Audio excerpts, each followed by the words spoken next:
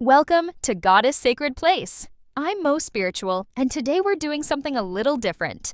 This time we'll be talking to a man, Dean, who is an art healer and an advocate for using creativity as a form of spiritual expression. Dean is a big fan of Julia Cameron's The Artist's Way, and we're going to dive into how the sacred feminine connects to our creative energies. Thank you so much for having me, Mo. I'm really excited to share my perspective on how creativity and spirituality intersect, especially through the lens of the sacred feminine. I think our listeners are going to be particularly interested in hearing a masculine perspective on this traditionally feminine-associated topic. Dean, you've been working as an art healer for several years now, helping people unlock their creative potential through spiritual practice. Yes, and it's been such a transformative journey, both for myself and the people I work with. I've found that when we embrace both the masculine and feminine aspects of our creative nature, true magic happens. I'd love to hear more about your personal journey, Dean. How did you first discover the healing power of art in your own life? It's interesting because my journey actually began during a really dark period in my life. I was working in corporate finance, completely disconnected from my creative side, and experiencing severe burnout. One day, I just picked up a paintbrush on impulse, and something shifted. What did that moment feel like for you? It was like coming home. My hands were shaking at first because I hadn't painted since childhood, but as soon as the colors started flowing on the canvas, I felt this incredible release. I started crying right there in my tiny apartment studio, and it wasn't from sadness, it was pure relief. That's such a powerful moment of reconnection. How did this personal experience evolve into your current work as an art healer? After experiencing that profound healing myself, I started researching art therapy and alternative healing modalities. I began offering informal sessions to friends who were struggling with stress or emotional blocks. The results were incredible. People who claimed they couldn't draw a straight line were creating beautiful, expressive pieces that helped them process deep-seated emotions. Can you share a specific example of how your work has impacted one of your clients? One that really stands out is a client who came to me after losing her mother. She was struggling to process her grief and felt completely blocked creatively. We started with simple color meditation exercises, just letting her choose colors that spoke to her emotional state. Over time, these exercises evolved into abstract paintings that became a visual diary of her grief journey. By the end of our time together, she had created a series of paintings that not only helped her process her loss, but also reconnected her with memories of creating art with her mother as a child. It was beautiful to witness that transformation. That's truly remarkable. What would you say is unique about your approach to art healing? I believe in meeting people exactly where they are. There's no pressure to create good art. It's about the process, not the product.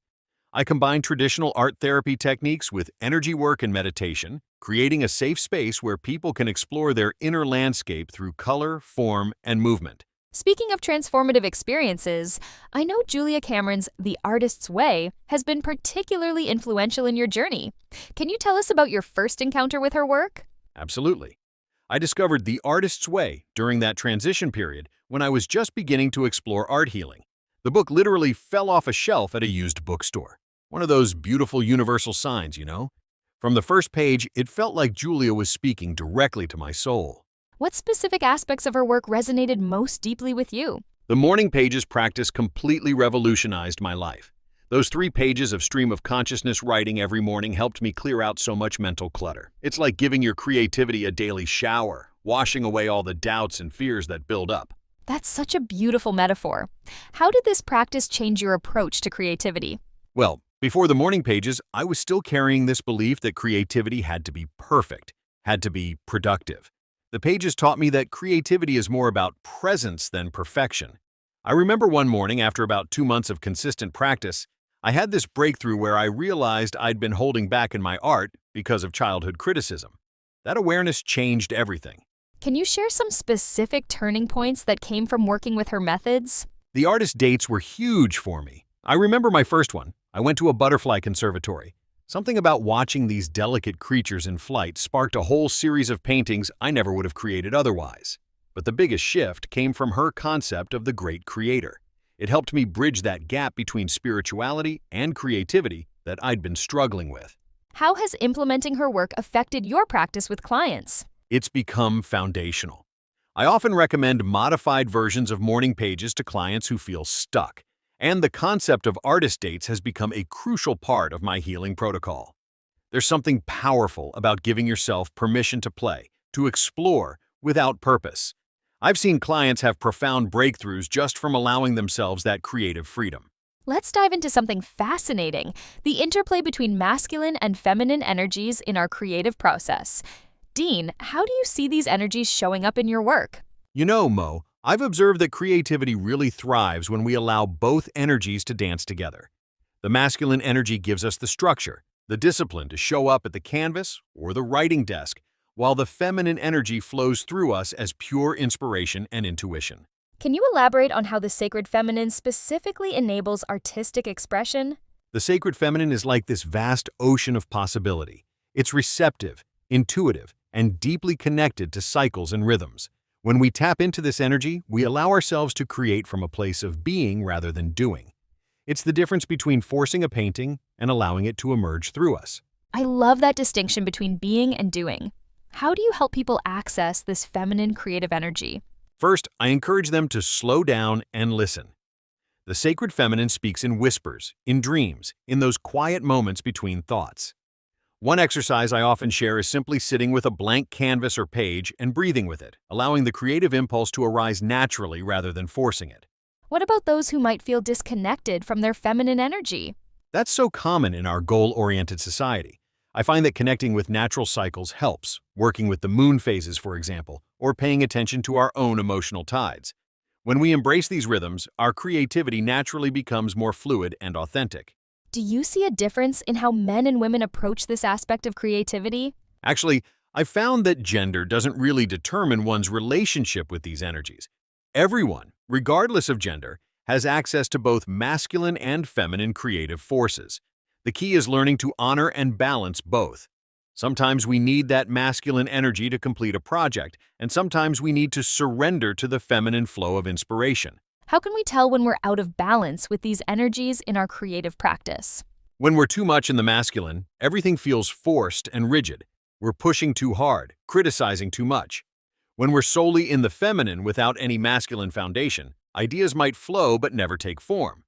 The sweet spot is when both energies work together: structure and flow, discipline and intuition, action and reception. Now, let's get really practical. Dean, could you walk us through some specific tools and practices that can help nurture this creative connection we've been discussing? Absolutely.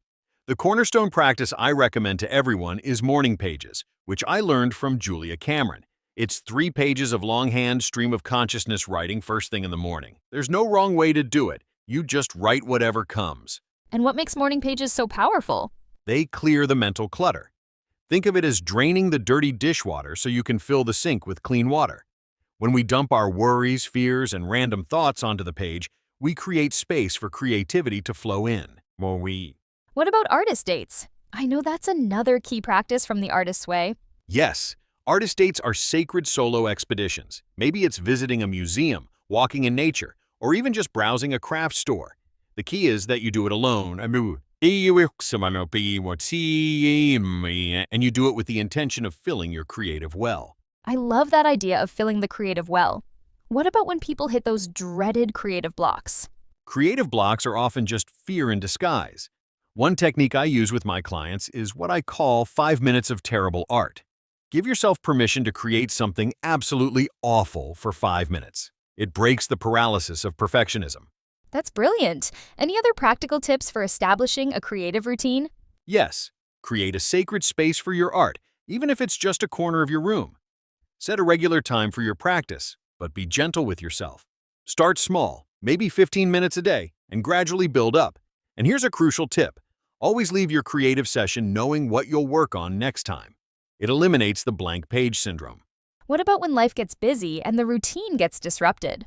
That's where micro practices come in.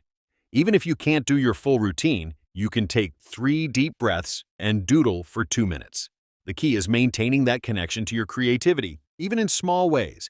Remember, creativity isn't about producing something every day. It's about staying open to the flow. Any specific recommendations for dealing with inner critic voices? Name your inner critic. Give it a silly name if you want. When you hear that voice, say, "Thank you for your concern, but I'm playing right now." Then keep creating. The critic loses power when we acknowledge it, but don't give it authority over our creative process. Let's dive deeper into something that's been threading through our entire conversation, the spiritual dimension of creativity. Dean, how do you see the connection between spirituality and artistic expression? You know, Mo, I've come to understand that art and spirituality are really two expressions of the same energy. When we create, we're tapping into something much larger than ourselves. It's like opening a channel to the divine. Can you elaborate on what that feels like in practice? It's those moments when you lose track of time, when you're so immersed in the creative process that your ego steps aside. Suddenly, you're not thinking anymore. You're just allowing. That's when the magic happens. I've had clients tell me they feel like they're praying with their paintbrush sheet or meditating with their hands in clay. I've experienced those moments too. It's almost like you become a vessel for something greater. Exactly. And what's fascinating is that this isn't just a modern concept. Ancient cultures understood art as a form of communion with the divine. Whether it was cave paintings, mandalas, or sacred music, creativity was seen as a bridge between the earthly and the divine. How can people cultivate this spiritual connection in their own creative practice? First, approach your creative space as sacred ground. Before you begin, take a moment to set an intention. Light a candle if you want. Take 3 deep breaths. Acknowledge that you're entering into a dialogue with something greater than yourself. That's beautiful. And how does this spiritual dimension affect the creative output? When we create from this connected place, we stop worrying about whether something is good enough. Instead, we focus on whether it's authentic, whether it's true. The art becomes less about achieving perfection and more about expressing what wants to come through us. Do you find that this perspective helps people overcome their creative fears? Absolutely. When you view creativity as a spiritual practice, there's no such thing as failure. Every mark on the page, every brushstroke becomes an act of devotion. It's not about the end product, it's about the sacred act of showing up and allowing yourself to be a channel for divine expression. Before we wrap up our conversation, Dean, would you share a personal message with our listeners who might be standing at the threshold of their creative journey? Of course, if you're listening right now and feeling that gentle nudge, that whisper calling you to create, listen to it. That's your soul speaking to you. Don't worry about being good enough or having the right training. You already possess everything you need to begin. Start small, pick up a pencil, open a notebook, choose one color and make a single mark on paper. That's all it takes. That's so encouraging. Any specific advice for those first steps? Yes, promise yourself just 5 minutes a day. That's all. Sit down at the same time each day, maybe right after your morning coffee, and simply create something, anything. Draw a flower, write 3 sentences, sculpt a tiny ball of clay. The medium doesn't matter. The commitment does. Remember, your creativity isn't separate from your spirituality. It's an expression of it. Every time you create, you're having a conversation with the divine feminine within you. She's patient, she's kind, and she's been waiting for you to come home to yourself through art. Beautiful. Any final words of encouragement? Trust that the act of creating is enough. You don't need to show anyone. You don't need to explain or justify. Just create for the pure joy of allowing your spirit to dance on paper, canvas, or whatever medium calls to you. Start today. Start now. Your inner artist has been waiting for this moment. Thank you so much, Dean, for sharing your wisdom and insights with us today. What a beautiful conversation about creativity, healing, and the sacred feminine energy that lives within all of us. You've given us so many practical tools, from morning pages to artist dates. And more importantly, you've reminded us that creativity isn't about perfection. It's about expression and connection.